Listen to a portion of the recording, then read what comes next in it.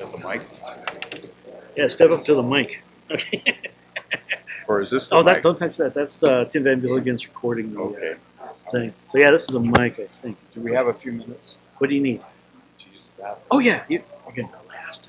You got time. You last? Yeah. You got time. Who will be before me? Matt Steele.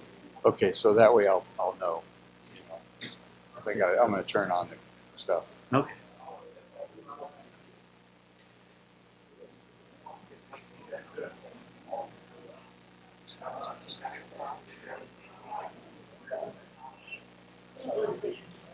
Hiya, Tom. How you doing?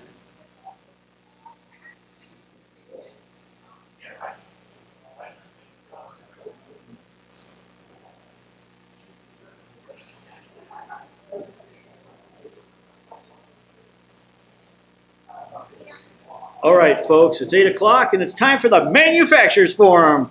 Yay! Welcome to the NARAM-65 Manufacturers Forum. And thank you for your patience tonight. We have a total right now, unless someone else shows up, of 7 manufacturers who will be presenting. So please give them your undivided attention. We're going to give everybody 10 minutes. If they need a little more, that's okay too. And to answer questions from the audience during that time or just make their presentation, do not need to use the full-time allotment if you wish. All right, with that, are there any questions? Nope? Okay, let's get started. We'll start with Balsa Bill. Bill Satan, please come on up. Does this work? Here, it's on. Okay. Just talking to it. Hello, everyone. For the few of you that may not know me, I'm Bill Satan with Balsa Machining. I run it out of Pahrump, Nevada with my wife, Mary Ann. Most of you know, if you don't, that primarily I started with balsa wood nose cones. That many years ago. Still have the full line of cones. Also, full length body tubes, centering rings, and a few different kits. I'm going to concentrate on one kit that's out there now. Actually, it's made by Egg Timer Rocketry. It's a dual deploy kit. I'm going to set this down for a minute and go grab it.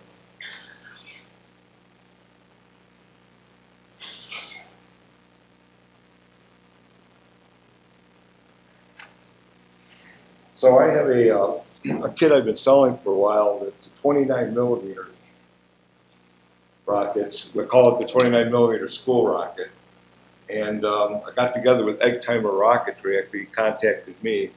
And he wanted to do a dual deploy kit. I said, well, Chris, you can buy my kit and do a custom payload bay. And that's what happened. He designed the payload bay. Okay, so I sell him the kit for the basic rocket.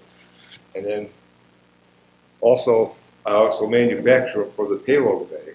And then I'm going to kind of take, this is awkward with this, having to set this microphone down, but I'm going to very quickly disassemble the payload bay so you can see the electronics inside.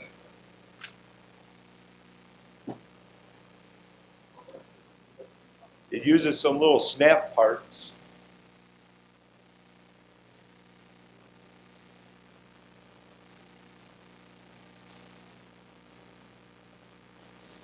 Gotta watch out because those snap things are easy to lose. Yeah, there's 4 of them. Okay.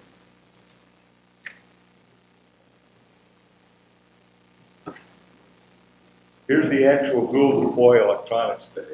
It's got 3D printed ejection wells where you put the charges in. Then there's a couple of wing nuts that we're going to unscrew here.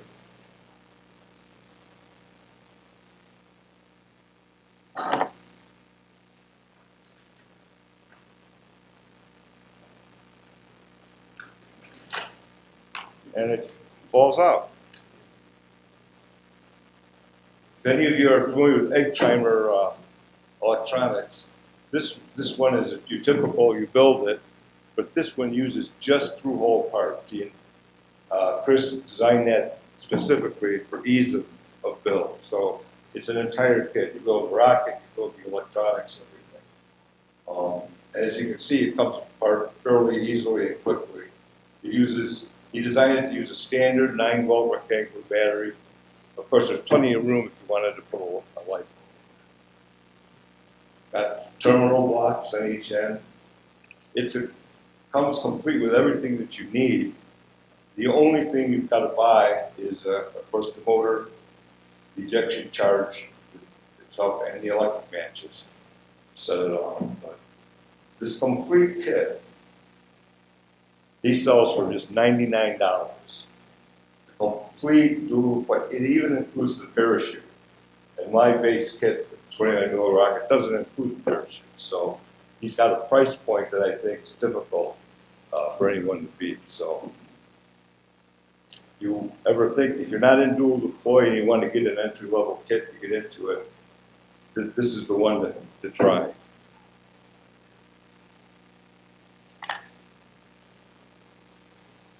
Now, if you're just looking for a plain old 29mm kit, I've got some of these kits available on the field in a limited quantity that I brought. This trip to NARAM, I have so much product, I just brought motors. I did not have the time or energy to load everything up, nose cones, body tubes. So those things you have to buy online. In fact, I delivered quite a few pre-orders for odds and ends like that. It comes in 2 flavors, the 29mm kit, well, the 3-inch rocket. One is the 29mm, and there's another version that has a 24mm. Just run over there and grab my price list. Wait a minute, this is portable. Here's the 24mm version, and it sells for, normally on the internet, selling it for $23.95. I've got a limited number here available for $20. If you want to see me on the range, pull those out. The 29mm version normally sells for $29.95. I've got a limited number for $25. And then there is the old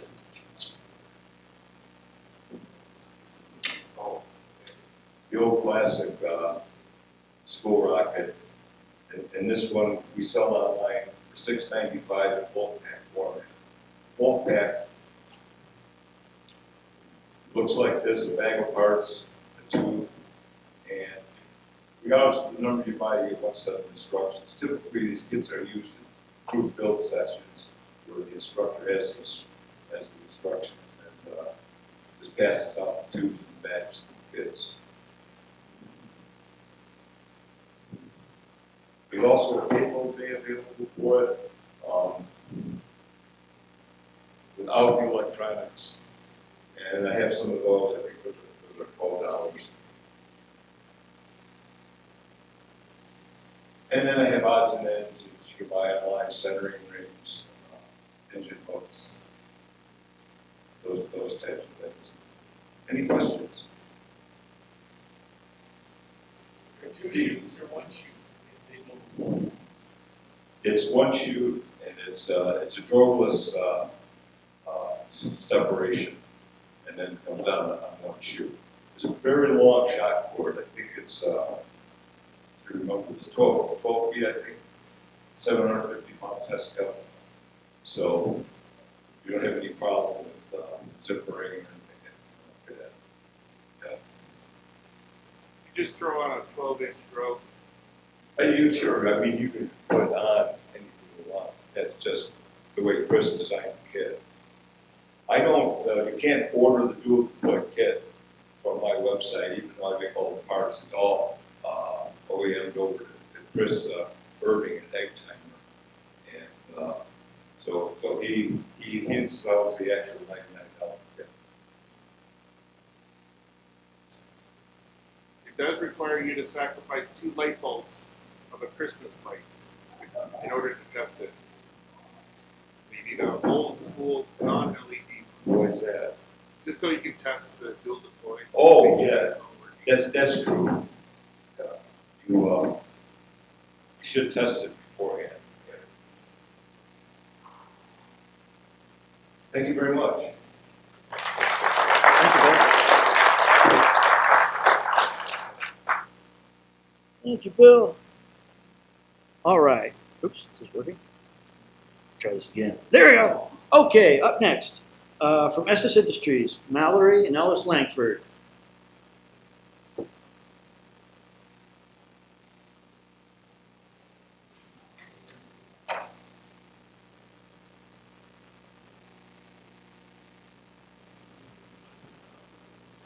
Push that little button. You should be able to hear yourself. All right. Can everybody hear me? All right. Thanks everyone for sticking around after the auction and for supporting the NARAM auction. For those of you who I haven't met, I'm Mallory Langford. I'm the president of Estes. And this is Ellis Langford. He is our chief technology officer. Just want to take a quick second here at the beginning to give you a short update about what's going on at Estes, and then Ellis will do the exciting part and talk a little bit about what we've got coming out in the next few months. I want to start, of course, with a big thank you for all of your business over the past year, and especially for your engagement with the brand. We, of course, appreciate you guys purchasing rockets, but one of the things that's most important to us about our NAR customers is the really valuable feedback and engagement we get from each and every one of you on the brand and on our products. One of the most important examples of this recently has been, for the longest time, we apparently had a broken form on our website, which we never knew about. Until you all brought it up on the forums. And we never would have known if we hadn't read that there. So without that kind of engagement, we really would not have been able to find that out. And I have no idea how many customers had information lost in the ether without you guys raising that issue. So that kind of engagement on things like mess reports, reporting incidents to customer service is super, super valuable to us as a business and, of course, as a hobby. Which brings me to my next point. Most of you have probably seen on our website that we have issued a product bulletin on certain batches of our C11 and D12 motors. We've done a lot of looking into this recently. And have traced the problem back to some defective engine casings. We received essentially a bad lot of casings from one of our casing suppliers. Basically, what's happened is that a supplier that we had used for a really long time sold the business to a private equity company, and that went, as many sales to private equity sadly goes. There have been continued and growing issues with quality and supply from the new owner, where they have essentially lost the trail of how to make engine casings, which unfortunately we are now suffering the consequences for. We've been actively working this for several months now and have a few really positive solutions in the works. Our Director of Quality and Safety is flying out actually tomorrow morning to meet with a supplier we've been onboarding for the past year. Heidi Muckenthaler, my GM, and I are flying out Sunday to meet with another supplier who we've been onboarding to check on their progress. But I just bring this up because, again, when we're looking at your engagement and your inputs, I just want to flag this because I know that you guys will see higher than normal out of stocks on motors over the next few months as we work through these issues. And I just say that because we're super committed to bringing you guys the very best in motor quality and not just, you know, our casings are really aerospace products. They're not just cardboard tubes that you use to wrap paper towels around, right? Not just anybody can make what we make. So getting this right is super important, not only for a quality flight experience, but also a safe flight experience. and not just for the people in this room, but also for the kids that so many of us work with and mentor in the hobby. So we're working really hard to get through this. Like I said, we're going to be kind of in and out of stock over the next couple months, but we've got a really good lead. So that's kind of the tough news at Estes. But for those of you who made it out to the campus yesterday for a tour or to celebrate GLIDA, we've got a lot of really positive stuff going on out there too, including some great new products. So I'll pass you over to Ellis and have him talk to you guys about that, and hopefully have a few minutes for questions at the end.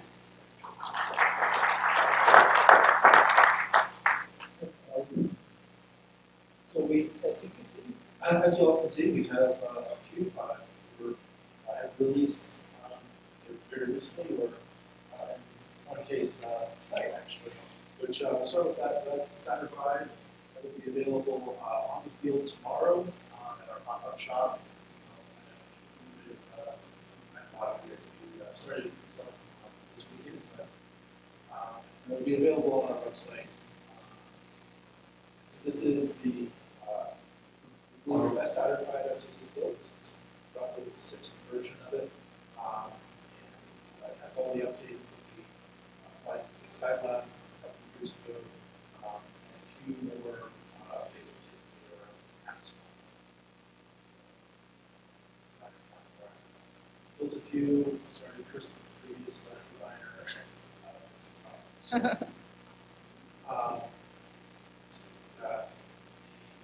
other thing that will be of interest is these two, the Nike Smoke and the H.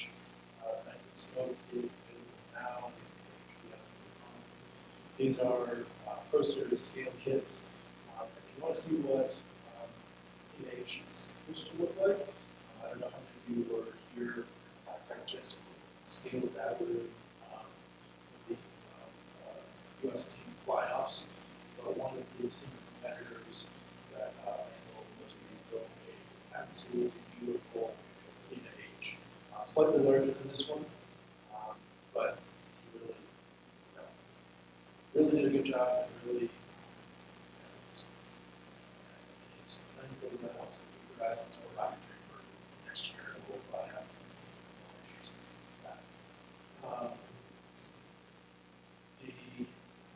the space shuttle been released. This is our newest ready to fly with all these flying test models.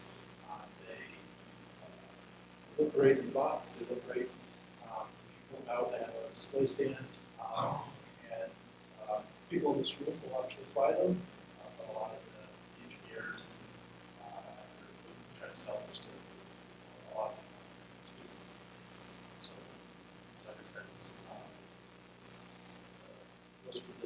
it's the same scale as the Saturn V DSLS.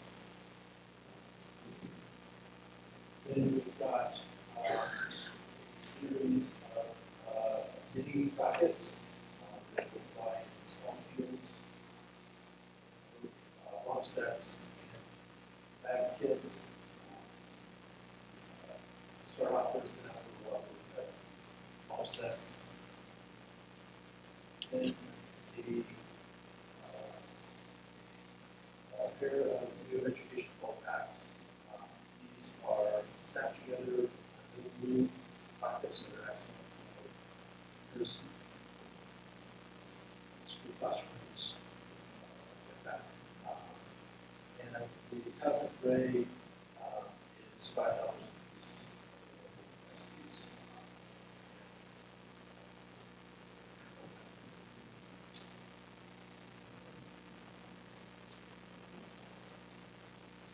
Covers.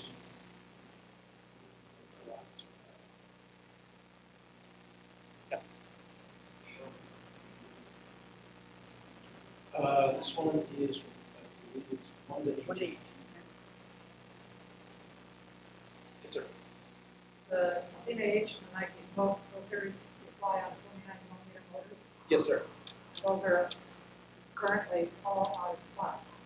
So, Yes, sir. So what's the availability time there? We're working on it. Soon. Yep. I wish I had a date to give you. but I don't want to give you a date that I can't commit to right now. I don't have a date to commit to it. We're working on it. That's probably what I'm saying. It's a case. Maybe from, what's it, 29, 24 millimeter version, or they figure it. No, they fly on that.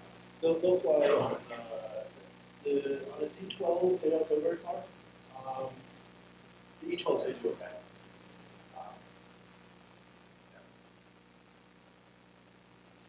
Yes. How does recent change fall into the 8 millimeter engine tank?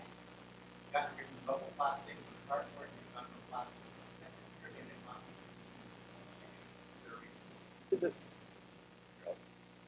Yes. Do you mean the bags? Yes.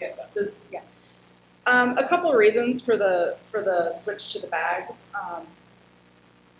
So partially it is directed to cost, but the other thing is that we think it's also a better kind of user experience. You're getting less sort of trash on the field. If you're opening a blister pack, right, you open the blister pack and then you can't use it again, right? You've got the plastic part, you've got the backer card, you've got all the pieces, and you can't store them anywhere else.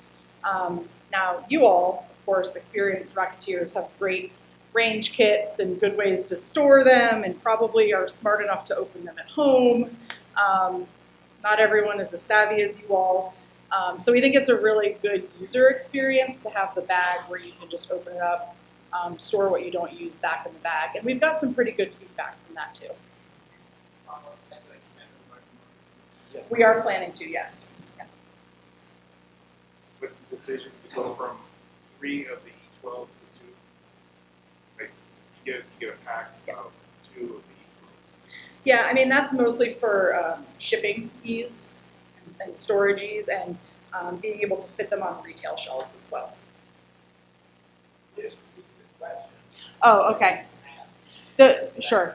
There was a question on why we moved from blister packs for the engine, so our old retail packaging, to engine bags, and then also why we moved from 3 E12s in a pack to 2 E12s in the pack, and that is because the E12s being longer don't fit in the same size bag as the 18 millimeters. So you'll be able to ship the E12s from Estes? Yes. Yeah. I was wondering if on the wraps you satisfied, have they been corrected? I know there was an issue with the early production. Has that been resolved? Have the wraps on the Saturn V been corrected? Yes. They're still they're vacuum on wraps, so they're a little bit larger than they should be, but they are as correct as we can get them. Was it the previous production on they didn't create the correct? Yeah, we use that. Okay.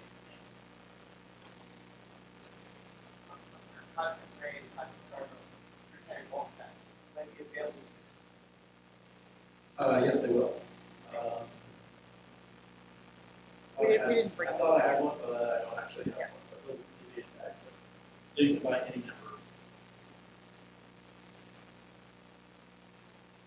So we're patient, but it'll take several months for the E22 recall for us to get those filled in. Yes. So when we originally put out the E22 recall, we put out a lead time of 120 days. And that's, we gave ourselves a wide margin because, the most important thing to us was not to overpromise. We didn't want to come back and say, oh, we'll get it to you in 3 weeks and not be able to meet that date. I think we're going to be able to get motors to everybody who put in under the product bulletin in less than 120 days, and we're making those motors now. But that's what I'll I say. should probably add that it's important when you submit the form that you get an email back saying what the ticket number is. Yes, yes. So if you have put in a form on the website and you have not received an email back with your ticket number, please resubmit your form. And if anyone has any issues, please feel free to reach out to me directly, mlangford@estesrockets.com. Reach out to me directly, mlangford@estesrockets.com. Happy to help get you to the right place. One last item, the rail launch that you operate. I bought one and showed you my excellent. That was very good. Just a comment that the rail launcher for the TARC teams is well done, which thank you very much. And that was the goal, was that it would be a good fit for TARC teams, and I'm glad that it's and that it's lightweight and easily. I need you to come write copy for me. Thank you. Thank you. Thank you. Mr. Dixon. Not Dixon, oh my gosh. Hunziker. I've got Scott's on my brain. Ugh. Sorry, Scott.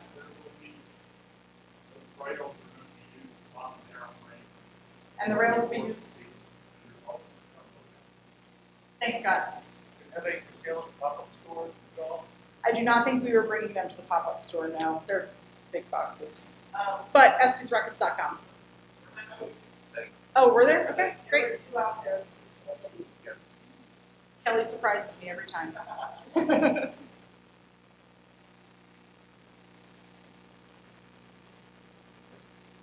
Any other questions we can answer about Estes? We launched the shuttle out there at the back of the property, working great. Great. Yeah. Thanks. Thanks, everyone. Thank you so much.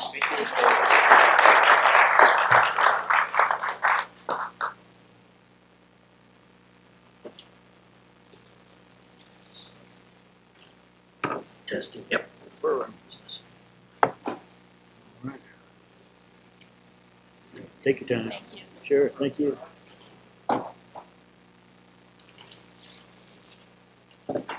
All right. Next. Here you go. Sorry. Steve Ramoff. Oh, thank you. Might make it easier. All right. Next up, Douglas Kirk from Douglas Rockets.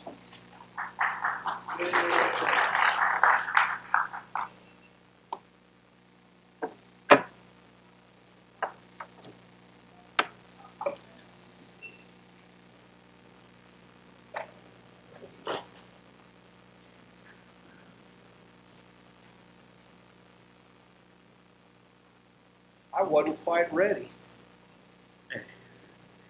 Never know when lightning's going to strike.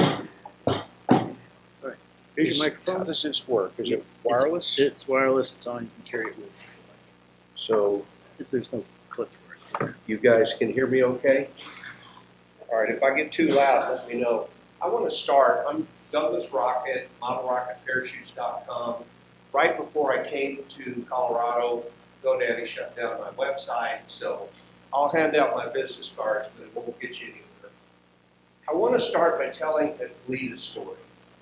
Vernon is here, and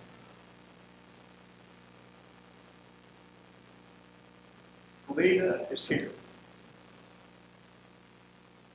I think all of you have an Estes story. Vernon and Glida and Estes were the first couple of model rocketry. And we should recognize that because everywhere you saw them together, they were holding hands. That's so remarkable because this couple was in tune with one another and they built a company together. And Glida was a very special human being because Vernon was the creative genius. Tell me if I'm wrong. And Glida was the books genius. She knew how to make things work. I used to write for Hobby Merchandiser, Estes Educator News, Sport Rocketry, American Space Modeling when it was called that. And one of the series of articles I did was to interview the pioneers of rocketry. So I called Vernon on the phone He didn't know me from anybody. We had a nice talk over the phone, did a nice interview, and then he said, well, if you're ever in Canyon City, come and see me. Well, I just happen to own property in Canyon City. I'm Texas, not Canyon City, actually Fremont County. So I came with my family to visit and said hello to him one time, and Lita said, come to the house. And they said, please spend the night. Now you got to understand, I flew my first rocket in 1967, and I looked up to Estes Industries, as many of us did. You know, this is the place where you would write off, you put your $2 in the envelope, and you'd get a rocket, and engines, and all that kind of stuff. And to actually meet the couple, that was mind-blowing to me, and then to find out that this was the most genuine, wonderful couple on the planet. I think. Lita was something else, and I told Vernon earlier this evening, I told him in the past, that Lita reminded me of my mother. If you knocked on the door of my mother's house, she would say, have you eaten? And you'd be invited in, and you'd have dinner, and you'd be a friend of the family. That's the way Vernon and Lita and Estes were to me and my family. And so for many years, as we traveled up to Colorado, we called them up, and they said, come by the house. And we spent time together and talked and learned about the early days of Estes Industries. Look around this room. There are many pioneers in this room. This is a very special group. This is a family. And here's the head of the family right there. So mono-rocket parachutes was basically inspired by those days when, as a kid, I would build rockets and the whole rest of the world would disappear. I wouldn't think about anything. I would build rockets. And I said, well, okay, years later, what can I do to make a contribution to the hobby? And I became a vendor of parachutes. Now this parachute I think is one of the best in the business because it's nylon and the scale is right for smaller models. It's 20 inches. I'll pass it around so you can feel it. And I have them in a whole bunch of different colors. Snow white, purple haze purple, eye gouge pink, sunspot yellow, dinosaur orange. Now you're probably thinking dinosaurs weren't orange. Well, how do you know? And then of course green, which is not very practical when it lands out in the field, you can't find it. So then I'm sorry? Was there a question? What's the Arizona? Green parachute. Green parachute, do it in the snow.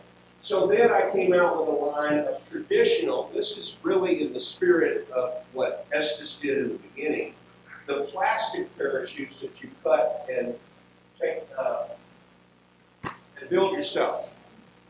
And my kit comes with two. Well, that one's been cut, so that's not a very good illustration.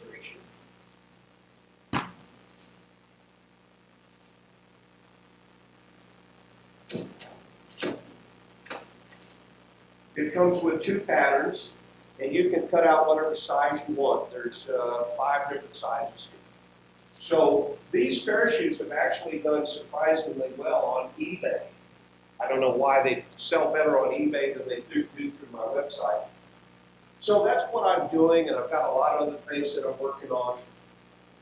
But as a newspaper publisher, which is what I do for a living, and as a writer, which is how I met Vernon, I publish books too. And I have a book here, and it has nothing to do with model rocketry, but it has everything to do with inspiration. It's called The Story of the Boy Who Could Fly. And this is about a boy that just realizes he could put his arms out and he could fly. And I have a book here that I autographed for Vernon. And I hope that you'll be able to have this read to your grandkids, great-grandkids, and all of that sort of stuff. Because Vernon, you inspired me as a child to use my hands and to think creatively, and I've never stopped. He used to build garages, so I built my house. His father did fireworks, so I've sold fireworks for 39 years. So I'm kind of taking some inspiration here. I didn't know about the fireworks though.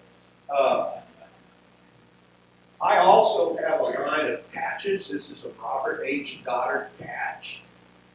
And I have, of course, my own propaganda, the Douglas Rocket patch. I have a pin, which is the 30-year anniversary patch of Bunker Fireworks. Not patch, pin. And I've done 39 years, so I'm going to do another one. And then I have a Robert Goddard pin. And I'm going to give these to Vernon because Vernon has given me so much. And if anyone wants to purchase any of my products, the website's dead. I'm going to hand out my business card. And any questions? We look so quiet. Oh, I also have a line of postcards that I did for the Roswell Robert Goddard Museum. So you can come see me about any of these items, and I thank you very much. Yes, sir. I'll be here all week. Get my sunburn.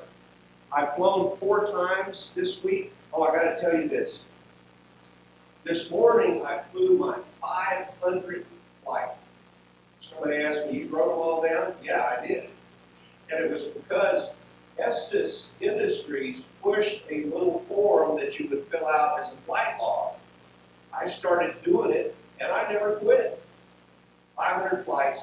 And what I flew this morning was a rebuild of a Centauri rocket. My very first rocket was a Javelin.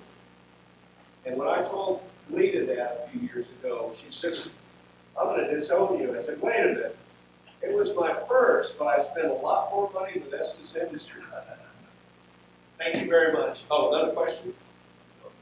If I have what? Printed price list? I don't print anything. I'm published. The answer is no. Actually, this should be understood. My interest in this business is a side hustle.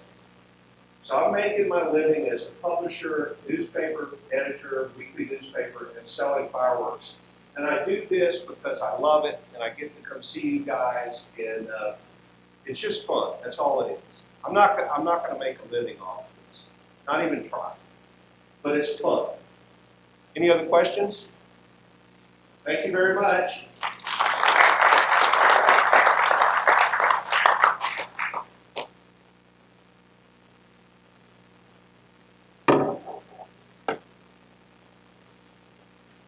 Thank you, Douglas.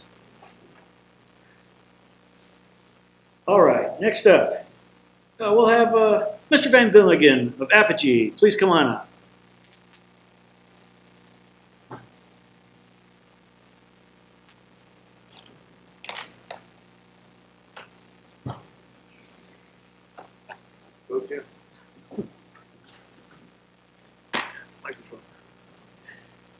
Okay, thank you all for being here, and thank you, Vern, for everything you've done for the hobby. I kind of based Apogee Components on what Estes did. So, like you were earlier tonight, you were talking about, you did all the technical reports. That was my first product. I said, if I'm going to be in this business, I got to do something that Vern did, is to try to re-educate customers. So, thank you so much for what you've done. It's been a busy year at Apogee. Last year, our goal was to do 12 rockets, 1 a month, and it was a challenge. And we've got a new designer, and he cranked them out 1 a month, and that was a lot. So this year, we decided let's instead of doing volume of new rockets, let's try to do something that's a little bit more challenging, not only for us as Apogee, but challenging for customers. Because we think that hobbyists want to grow in their abilities. So This year, we're doing something a little bit different. But before I talk about that, let me talk about some of the other things that Apogee does.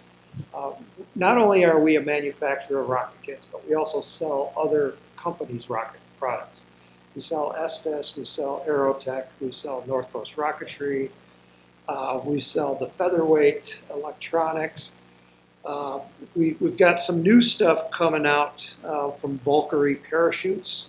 They're another Colorado company based in Grand Junction on the western side of the state. So that's coming in the next couple of weeks that we're excited about. He's got some really nice stuff.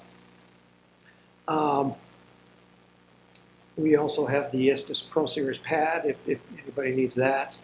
We have that in stock. This year we kind of started out with, or last year we finished up with a new 3-inch diameter nose cone that we had made, and the first product that we came out with was called the Kronos. It was based on that 3-inch nose cone. And then we came out with the Catalyst, which I think it was either in December or early January. Also a 29 millimeter diameter rocket, or 29 millimeter motor mount diameter, 3-inch diameter nose cone. Just simple rockets, but they've been really popular because it's a nice size and they can fly on such a variety of motors. You can fly them on, almost 100 different rocket motors, all 29 millimeter, including the Estes E16 and the F12, F15s. Our next product that's using that 3-inch nose cone is, this is going to be a 2-stage rocket, 29 millimeter diameter in both stages, and it's going to require electronics in it to ignite the upper stage. So this is going to be a little bit more challenging, but we think that customers want that little bit of extra challenge. They've done their L1 certification. And we've had so many people do their L1s using our Zephyr kit, which is a 4-inch diameter kit. So then what's next? They want something simple, but yet stylish and then easy to fly, and they want the experience. When you fly a 2-stage rocket, it's incredible. So this is called the Invicta, and it will be out. This is going to be our next release.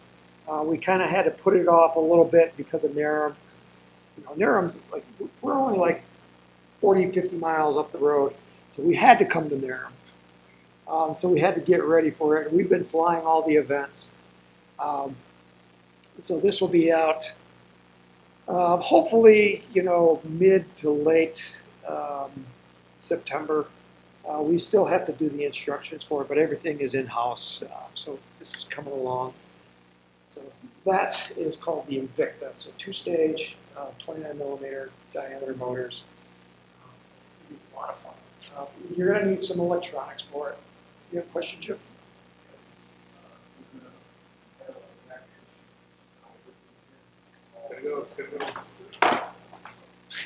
This is just like one of my videos on YouTube. The question was, am I going to have a package? I assume you mean the electronics. The answer is no.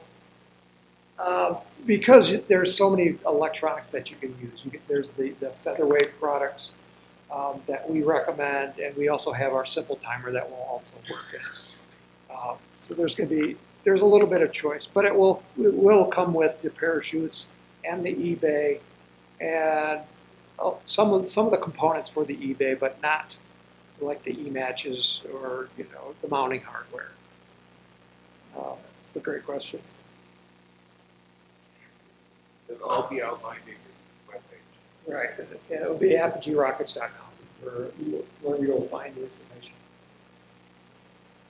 Since we had that 3-inch diameter nose cone, we said, let's do a Nike Hercules.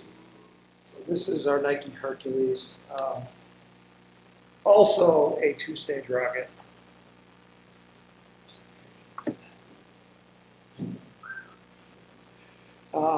So in the bottom we have a cluster of 4 29 millimeter motors. You can also do 2 29 millimeter motors. You don't have to do 4. You can either do, but it has to be either 2 or 4. And then the upper stage is a single 29 millimeter motor, and it's gonna have to be a composite motor because it's a little bit heavy with the nose weight. We've tried to fly the upper stage by itself, and it's marginally stable just by itself. Normally when you fly it as a two-stage rocket, it's got a lot of forward momentum and it's no problem. We've also canted the fins, these little spin tabs here on the bottom. I think they're canted like 2 to 3 degrees, so that it gives it a little spin on the way up to give it a little spin stability. It's a 1 to 1.25 scale version. It also has an eBay in here, so you can put your electronics on the side. We tooled up everything for this, so there's no 3D printed components for this. It has a blow molded tail cone right here, blow molded nose cone. The transition in the middle right here is injection molded. It's going to have a lot of laser cut parts. I'm pretty sure every tube on this is laser cut in one way or another. There's vent holes in here. When you fly it as a cluster of 4, you only need the ejection charge from 2 of the motors, so the other 2 are ejected out through the gaps between the 4 motors right there. The fins are all going to be sheeted, so it's kind of built up like the old style airplane where there's a skeleton on the inside and then you sheet it on the outside. And that gives you the actual the effect of the real rocket motor, where you can actually see the ribs inside of the fins. We're planning on releasing this one late fall, which will be hopefully in November, early December of this year. What did you fly on Saturday? So on Saturday, I don't remember the upper stage motor, but the lower stage we had a cluster of 4 E12 or E16. I don't remember what the upper stage was. Martin flew it. We're going to fly it again on Wednesday. Flew nice. It was a beautiful flight, as you saw. Let's see if anything else that I forgot to mention. Also in here, I don't know if this one had it. Yes, it does. You can't see it, but inside of here is another new product that we have called a zipper shield. And the purpose of this is to prevent zippers on the outside of your tubes. And this rocket, when we first flew it, is before we invented the zipper shield. And since we put the zipper shield in, we've never had a zipper. I purposely tested the zipper shield by having a rocket go over the top, because zippers occur when the rocket is usually coming down at high speed. The parachute comes out and it automatically goes up and open, but the rest of the rocket is still going downwards at a high speed, and it just zippers the side. So I simulated one of those with a BT-80 built rocket, and the zipper was like less than a quarter inch long with the zipper shield. So we're really proud of that. I should have patented it. So it's made out of a very flexible plastic, and it just creates a larger bearing surface area inside the rocket. So those are out, and you can buy them separately. We sell them in a 2-pack, I think for like $5. We're also going to be redesigning some of our older kits with 3D printed components. We've been doing a lot of resin casting in the past, and we'd like to stop doing that because it's labor intensive. So we're going to do 3D printing. This will be a little bit higher quality. Some of the resins out now for 3D printers are incredible. So making that switch kind of makes sense. So we're going to be doing that. I think that's about it for Apogee. Any questions? What kind of recovery do you have for the booster? Okay, so the booster stage.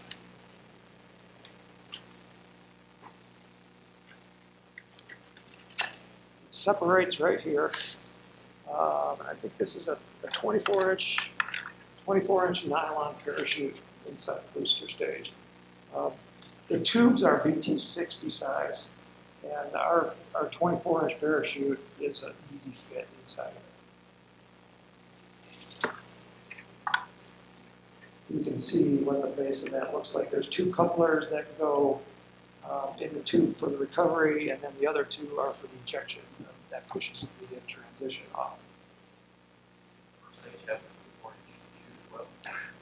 I believe it does, yes. So that was, the question was, that does the upper stage have a 24-inch chute? What do you recommend for simultaneous ignition of all 4 motors? Depending on what you're going to use, basically, I've got a video on our website for clustering motors. Basically, what it comes down to is your launch controller. You need a lot of current and a lot of voltage going into those igniters. So if you're using the Estes black powder motors, the E12s, we sell they call the Firewire Minis. They work great because they're a low current and they just snap really fast and they pop. But I have the Voice Aerospace smaller version of that. I use the Spider. Familiar with the Spider? Well, use tubes. Use a Hybridex small container below the base of the rocket. And you have tubes that conduct the heat up. It's successful, but it's kind of a pain. Yeah. clustering is usually fine. Did you have a question, Matt? I haven't said it yet. It's not. Right. I hope your checkbook's fat. Question?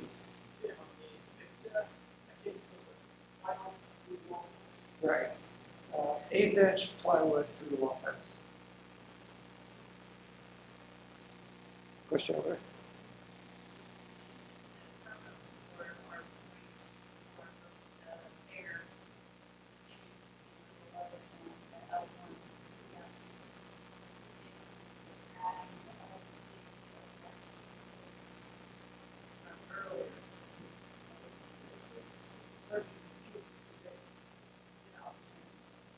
So she's saying that the Kronos is a really good option for people that want to fly with a G or an H. Speaking of the 3-inch, the other thing that we came out with just recently was a 3-inch eBay to go with this nose mount. So if you wanted to take like the Catalyst or the Kronos and make it into a dual deploy, we have the eBay for that. The electronics to control the ignition of the second stage composite, whether are they in the transition section or are they actually in the sustain? They're in the tube. So the transition starts right here and goes back. And so the electronics are mounted. There's a short body tube right here that they're mounted. And then there's like a little screw that keeps that Yeah, on. it's a removable plastic rivet.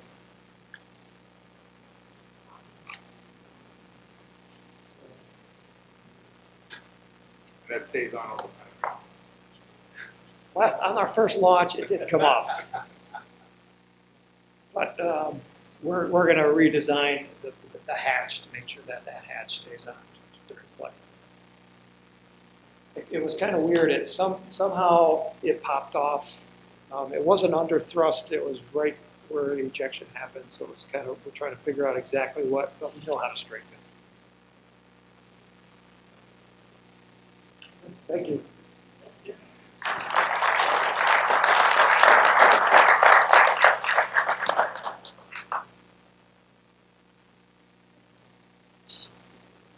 Okay, up next, we have a new manufacturer here to the NARM. Featherweight Altimeters. We have Adrian Adamson.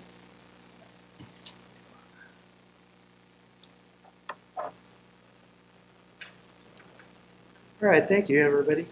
Yeah, and thanks to Vern Estes too. I started with an Alpha in 1982, and it inspired me, and I ended up working for NASA and making spacecraft. And that whole career, I think, in some ways, started with the very exciting Alpha rocket that I had in 1982. So I came back to it and started making electronics in 2010, and starting with the Parrot altimeter. And at the time, I was trying to make altimeters that were smaller and collected more data than any other altimeters did. And that kind of philosophy has continued. Right now, there are two kind of major products that I'm offering and a bunch of accessories. The two products are the Blue Raven altimeter, which Tim and Milligan mentioned, which is it's a small 0.8 inches by 1.6 inches. It has 4 outputs. It has 2 different accelerometers on it, gyros, baro. It does attitude sensing, so you can do staging and air starts while checking the tilt. It's got a whole bunch of other features, very feature-packed. But then one of the nicest things about it is that it's all controlled from your phone. So it uses Bluetooth to and an app that has been kind of a big focus of my work over the last couple of years to get the app in shape so that, for example, I fly a 3-stage rocket that has 3 trackers and 5 Blue Raven altimeters in it, and all of them are controlled by this one app where you can check to make sure that everything's ready while you're on the pad. You don't have to worry about, oh, what does 3 beeps followed by 2 beeps mean? It's all just nicely displayed on your phone so that you know when it's ready to launch and you can go. And the other major product is the GPS tracker, which has a very long-range efficient radio so that it can be very small and has very small battery that lasts a long time. The range on it, it uses a protocol called LoRa, which stands for long range. It's perfect for this application with very low power. It can, and just an omnidirectional antenna. It's been proven out past 150,000 feet at Falls and other locations. And so, and that one also is controlled by the app on your phone. There's a little pointer that points to your rocket. It also has a voice that will tell you as your rocket's flying, as it goes through altitude milestones, and it'll tell you the vertical velocity when it's descending, so you know that your chutes are deployed, and then you can look at a map and have a little direction to take you right where your rocket is. So basically, everything that I can think of and other people can think of in terms of things that would make life easier, more fun, those are all packed into this app, and still trying to keep it easy to use. So those are the 2 main things that I have to introduce you to if you don't know about them already. So my name's Adrian Adamson. My company is Featherweight Altimeters, and so it's just one long word. It's very annoying to tell people my email address over the phone, but yeah, it's featherweightaltimeters.com. You can go and see those products, and we work pretty hard to make sure that we always keep them in stock. If there's any issues, support at featherweightaltimeters.com goes directly to me. My new wife, Karen, she does the order fulfillment, and so it's basically just a 2-person company right now, but we've been keeping up with, but it's kind of our full-time thing, and things are going great, thanks to the support and the rest of the Rocketry community. Yeah, for Android and Apple. Yes, yeah, they're developed in parallel. They kind of leapfrog kind of from one to the other. Basically, pretty much every other release is kind of for one platform or the other as we introduce new features.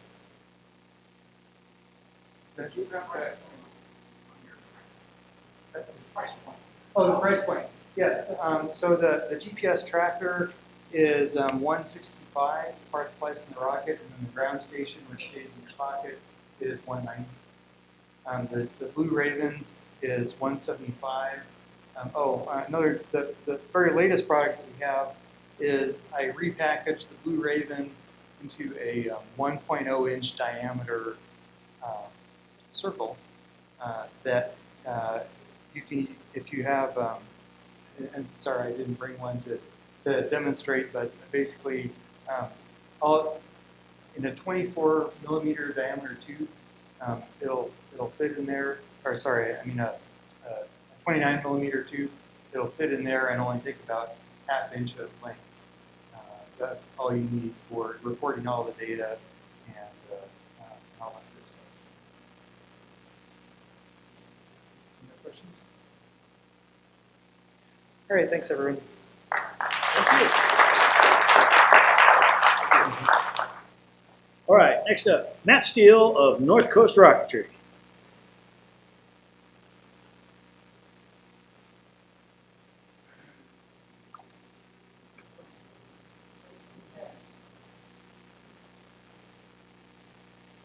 Thank you, everyone. Appreciate it.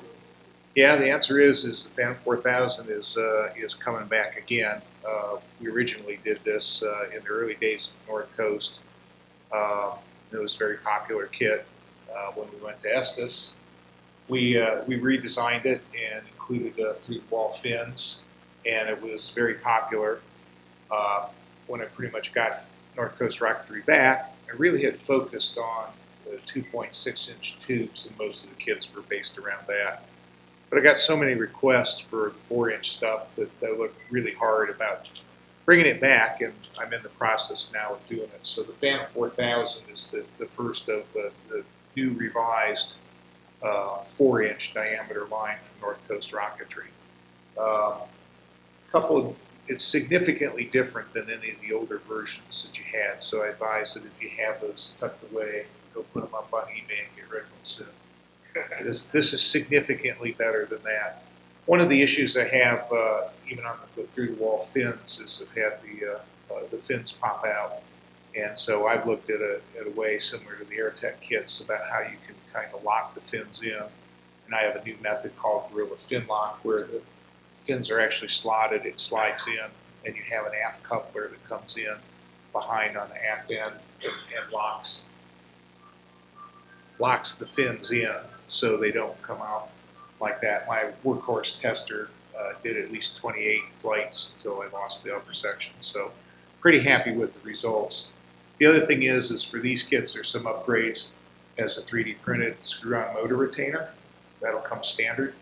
It'll also come with watch lugs and rail buttons. So you'll have the opportunity to use whichever you want to do. With the 4 inch kits, I'm actually more comfortable with flying those off the rails than the 1/4 inch rod. It will have that. So that's out.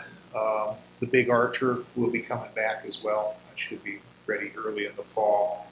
And then the big Brute will be also part of that line. And then I've got some new things coming along the way as well. So, and then I'm working on the SLS. I actually redesigned it significantly. If you saw today's flight, it needs a little more work.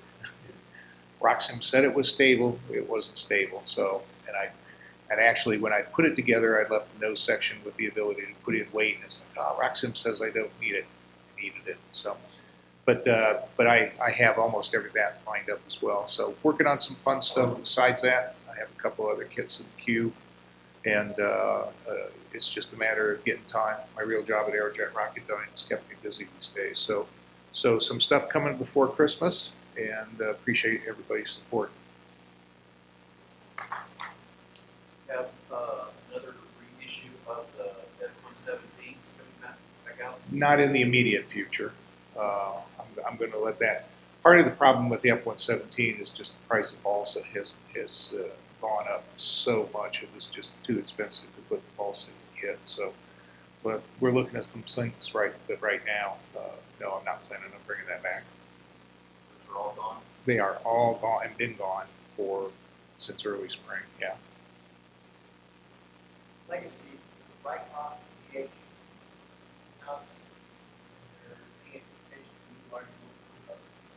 I never did that one in the 4 inch tube, so no. The key with all these kits, because everybody will ask, okay, so these are lightweight 4-inch tubes. These are not for 38 millimeter motors. There's no 38 millimeter conversion. They're not strong enough. Not going to be that way. You probably can fly them on H-142s, H-178s, but this is not high power. This is model rocket 4-inch diameter stuff. So the Laser Hawk that I have out, no, I'm not planning on scaling up, and I'm not moving. The products I'm making are not intended for certified flyers. They're intended for their model rockets. Thank you, everybody. Thank you so much.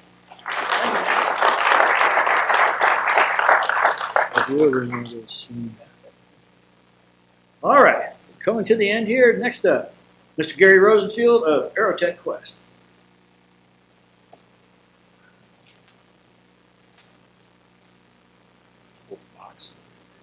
No, you don't have to.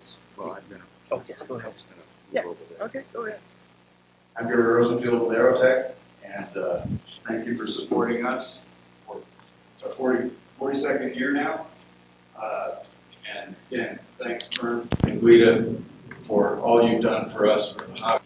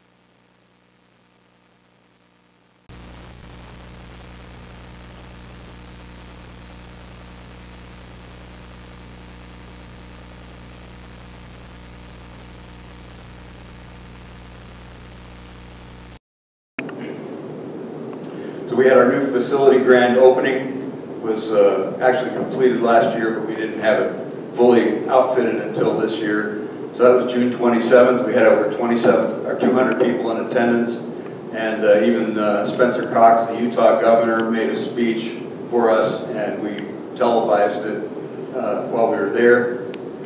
Bob Sanford was kind enough to give us a presentation on the initiator and how it came to be and the naming of it. And if you want to know about that, I'll let him give you that history on that. We were also honored with Lee Peaster, the founder of Century Engineering, and he gave us a presentation on the history of composite propellant rocketry. And he also, along with several other of us, cut the ribbon. And it was, if you can see the picture there, he's wielding the large scissors. So we gave him that opportunity. That was a lot of fun. It's all kind of a daze for me, because it was all, I had just gotten back from spaceport, and I had COVID, so I was I was better, but I wanted to make sure everybody was okay, so I had to keep my distance. But it was just a big blur. We had a lot of fun there. There's Bob Sanford is giving me the Initiator #1 kit that he had. That was a big surprise, and we put that in the museum right next to one of the built models, and there's a little plaque there that explains something about that. So the museum is open. The hours are 9 to 4, Monday through Friday, and there's a museum store in there as well. And we hope if you're on vacation or just coming through for any reason, even just to visit us, we appreciate you coming by and checking it out. So on like a week or two later, we had the Cedar City 4th of July parade. We pulled Dan Michaels' full-scale Patriot behind the Cybertruck, and he rode it on a saddle. You can see him there. That was a lot of fun too. So just recapping some of the things we talked about at NARCON, the limited quantity shipping is still big news for the hobby. I love it when I see those boxes going out with those black and white labels. That means, you know, 45, 50 bucks, whatever it is being saved by everybody per box. And we're adding more products. Some of the high power reloads that we're rebagging them so they fit under the limited quantity shipping rule. F-41 Q-jets, those were redesigned with the phenolic nozzle, and those seem to be selling well. Also the classic Interjets, the E-24, the F-67, those seem to be doing well as well. H-14, that was the 1-inch longer version of the H-13. It's capable of theoretically 20,000 foot altitude, and I'm waiting to hear back on that, and some people flying those. The O-5500, and that's the highest power 98 millimeter motor that's available on the market right now. That's been very successful, and in fact a number of them were flown at Spaceport. It was really nice to see that. The M2225, that was a super white lightning motor that's very powerful, good for heavy rockets, even on small fields if they're really heavy. That's super white lightning, very bright white flame, brighter than white lightning, but a little less smoke. The N4000 was our first reload for the 98 8-grain or 2480 casing, and that was demonstrated, I believe, at LDRS last year. Then the phaser launch controller you see there, that was a new product. That replaced, I forget what it was called, Q2 controller or something like that. And then we announced our seasonal production plan for 2024. We released that. We received a number of orders. Thank you very much for that. And hopefully we'll be able to do that again next year. So some kind of bad news in a way. We have a bunch of new products on hold that we announced at NARCON. And some of these were held over from even before that. And I won't go into all the details, but the 3-grain 75 millimeter Super Thunder motor that was requested by somebody on the Rocketry forum, that's been certified. You saw that, if you watched the video, you saw that being tested in the tour during NARCON. And we have a single-use Super Thunder J1265. I believe these are all certified. They're just kind of in holding pattern. Short burn, single-use DMS motor, the K62, a Warp 9, that's about a 20-some-odd second end burning motor, 54 millimeter, and the N1100 and the N1975 white lightning motors. Those are both DMS motors. Those are on hold as well. You can see the thrust curves up there. And unfortunately, the $10,000 plus Aerotech Space Challenge is on hold because we wanted to bring out the new reload kits, the new hardware, the new motors that will be effective in that contest. We did get the N2700, which is barely an N, but Tripoli wants us to call it an N because it's barely over. So that one was certified, but you know we're putting that on hold.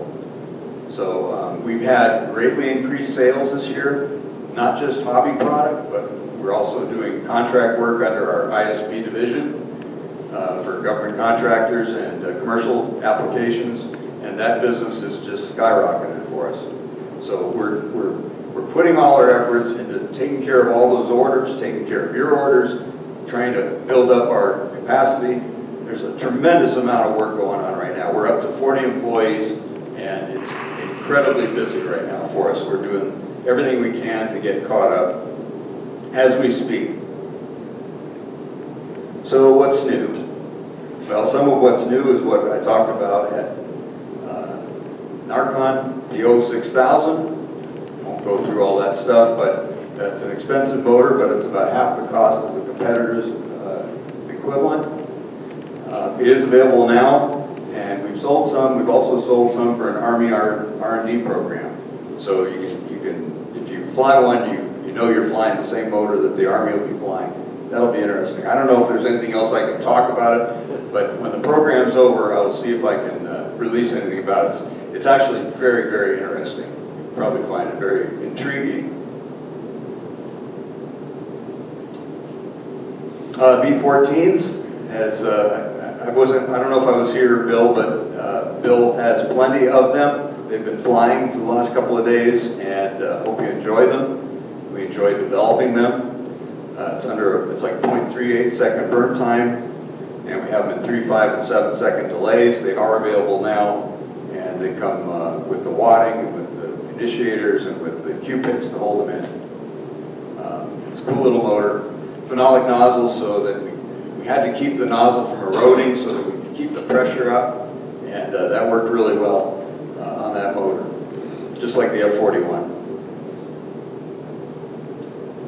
The eye launch, some of you have seen it. These are the last prototypes we have before production, so this is the final version.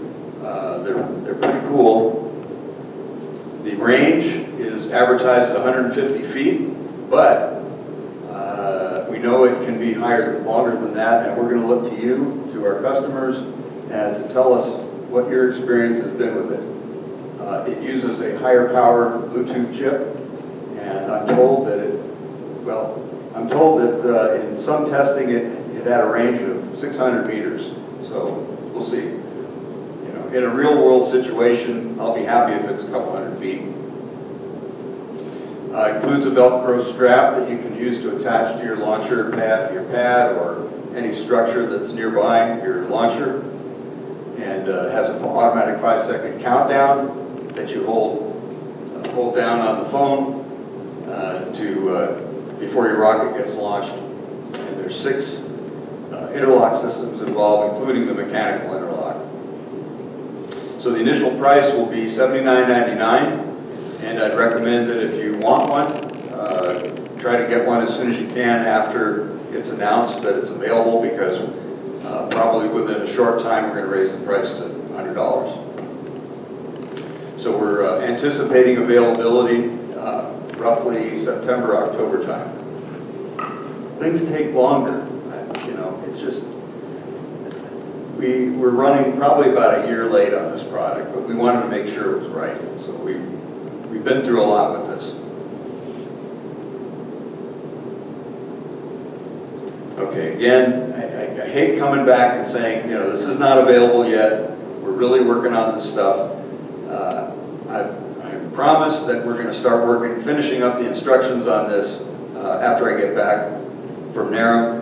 But the classic Enerjet Nike Ram was reimagined by Bob Sanford, and you can see all that there. It's going to be $29.99 retail, hopefully available in the fall, this fall.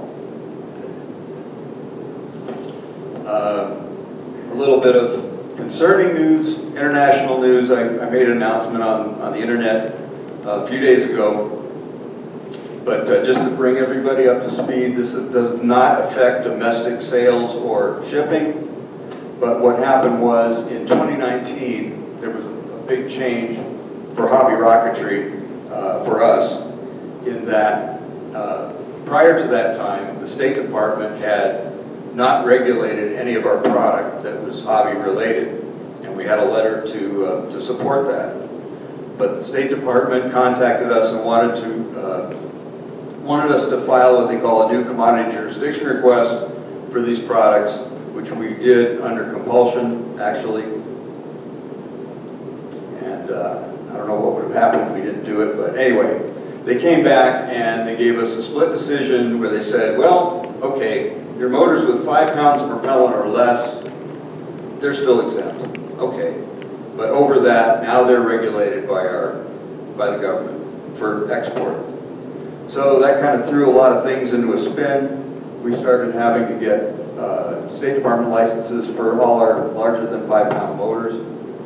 And as is my nature, I like to try to find either loopholes or try to get around some of these regulations. So I started working on what became the M2050, which was a Propellant X motor for people internationally who didn't want to go through all this rigmarole of getting the licensing, and we could do an M motor for under 5 pounds of propellant. So that was the genesis of that. So there's a bunch of paperwork that needs to be filed when you do these State Department licenses, and there's time involved. It can take weeks to months to even a year to get the license. So the problem is that I don't think the State Department realized that when we sell to a dealer, they're not necessarily what they consider to be the end user. The end user is the customer flying the rocket motor. So in one of the more recent applications we sent out, they wanted to know, hey, who are all the people flying these things? Well, so we redid the license and put on, in this case it was only 2 people, it was a very small order. But we ended up having to file this thing 4 times because of so-called errors or missing information or information they wanted in addition. And we just decided that what if some of our other dealers come to us and they're selling to 100 people? We are not going to file the paperwork for 100 users. So we've decided that it's an unacceptable burden for us, that we're going to request the international dealers to do kind of like what we did during the ATF time, which was you rent the motor, you rent the service, you keep control of the product, and so that's what we're going to do. That's the change, and moving forward. So there is one more thing, not a big thing. Stainless steel launch rod, 2-piece. And this is a really cool piece of hardware.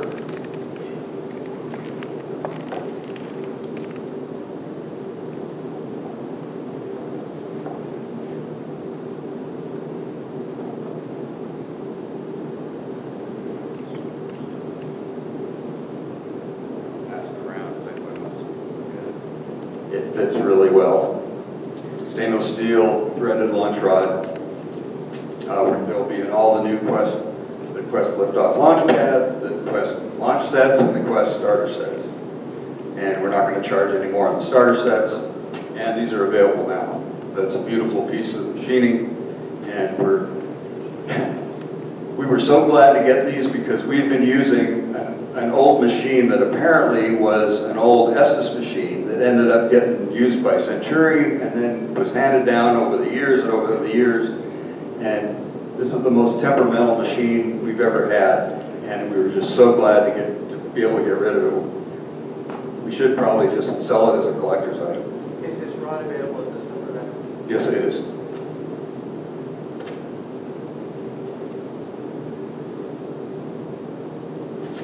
So in summary, the limited quantity shipping, still big news for our hobby. New facility is operational and we are hiring. I put out a job announcement a while back, not too long ago, a few days ago actually, for, can't remember now, purchasing agent. Museum of Composite Propellant Hobby Rocketry is open. The museum store is open now. And also thank you for any of you that have contributed to the museum. And we're still getting contributions to that. And many new announced products were on hold due to high demand for existing products. We have the B14, the 06000, and the 8-inch threaded launch rod available right now. And I launched the Nike Ram. We're still planned for 2024 release. International sales will be a little more difficult, and I want to make sure I mention that Dane Bowles, Carl Bauman, Jeremy Nelson, Kyle Anderson, and the entire Aerotech Quest RCS team. I want to thank them for helping to bring all these products to reality and for making our business a success, as well as all our customers. Thank you very much. If you have any questions. Yes. You have the new 1/8-inch rod. Are you going to come out with a 1/4-inch rod? Same thing? We have, with that stainless steel? That's a good question, maybe. But we have the aluminum rod, which is pretty good. But it's not stainless steel. It's not stainless steel. You want a stainless steel one? Okay, well, we'll talk about it. 3/16 as well. Okay. Okay. Fair enough. And 4 feet long. Not 5 feet? Oh, 4 feet on 3/16.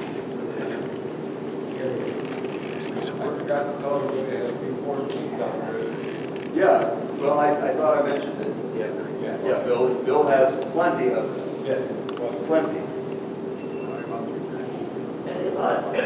It launched very nicely. I launched one prematurely on the countdown because I did feather touch the launch line. That was the one that launched at 3, right? Yes. Yeah, we were saying, That was me. they're so fast, they go on the count of 3. Thank you, sir.